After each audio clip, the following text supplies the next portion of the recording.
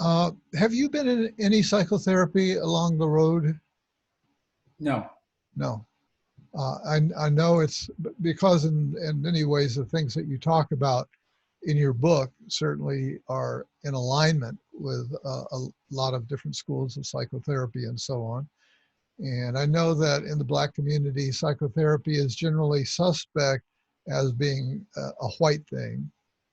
And were you ever tempted to, was that an option for you ever to think about? Well, an option as a child and as an adult. As a child, I don't recall it coming up. Right, right. Single I mom understand with no that. benefits, that's not something that, you don't always get the best medical treatment, let alone something more exotic like psychotherapy kind of thing. Right. And then as an adult, I guess because I never had feelings of inadequacy or feelings of loss or the absence of a father. And during being in religion, you think that's your utopia. So of course, in that state, you're not for want of anything. You think that you have it all because you've got God's favor and etc. So all that period, there was never a external reason. I was very successful. I was making $500,000 a year at 22, 23. I considered myself happily married to my first wife at the time.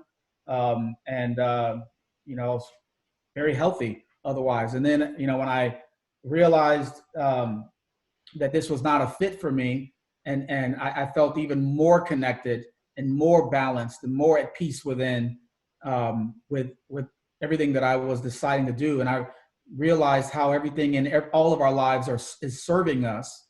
So this is where I kind of bridge the physical journey, the physical intellect and decisions and societal paradigms with the esoteric, the things that we all wonder about, have thought about, felt, from deja vu to ears ringing and somebody calls you, that kind of phrase, the psychic connectivity that we all have with each other, energetic connectivity. So I'm bridging the things that we know by fact and the things that we've always suspected, and until it becomes a proof to you, a reality to Yeah. you, because there's too many synchronicities and there's too many ways that things that you didn't realize served you actually did, and things that you realize made you actually didn't make you. That was your perception of what was making you. In reality, you already are what you are. You are self-contained, but we come into a paradigm that implicates we're not, and that's the whole point of the struggle or the challenge that we've decided to undertake.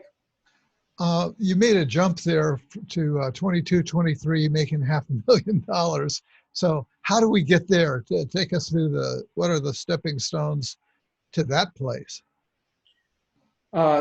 In high school, I thought I wanted to be an auto mechanic. I've loved cars since I was 3, 4 years old, maybe 4 or 5, I guess, knew the stats and all that. And so logically, you think, okay, I'll work on these things. That didn't work out. I didn't enjoy it very much. Then I thought I'll do computer programming. World is going to computers logically. So I thought, okay, I'll do that. Again, this is based upon the external stimulus that says that's where trends will be. That's where money will be. And I took a class in high school, created something from nothing. That was interesting. That appealed to my analytics side, but I couldn't see myself doing that on the regular. I think that's a big misstep that we make, is we back into jobs and careers based upon the supposed outcome. We don't completely envision the day-to-day experience, Yeah. and then live in that experience in the mind, so to speak, and decide if that experience aligns with you. And I'm very interpersonal, as you can see, as you can read. And even when I was a baby, the family would tell me that I would stare, intently at people's mouths, wanting to talk, wanting to understand. I'm 1 year old, 1.5, that kind of thing. So in hindsight, again, it makes sense. So I just decided, Dr. Dave, I go, okay, I need to be doing something perhaps even more complex than computers, in that it's dealing with humans. So I either need to be teaching, selling. If I were not hampered by the religion, I would have been maybe an attorney. It could have been that, could have been a psychologist. A lot of people have said that, but those were kind of off limits because there was no college, opportunity. So I thought, okay, training or sales.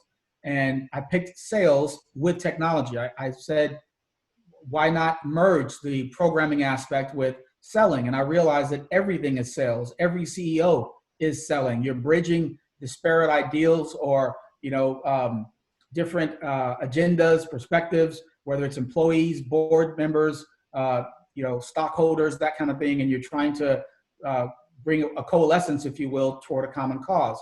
That's selling. And so I just said, I'll do sales, right? And it snowballed from there. I went from. Did you have any college at that point or ever? No, in fact, I made my first million in a 12-month period without college.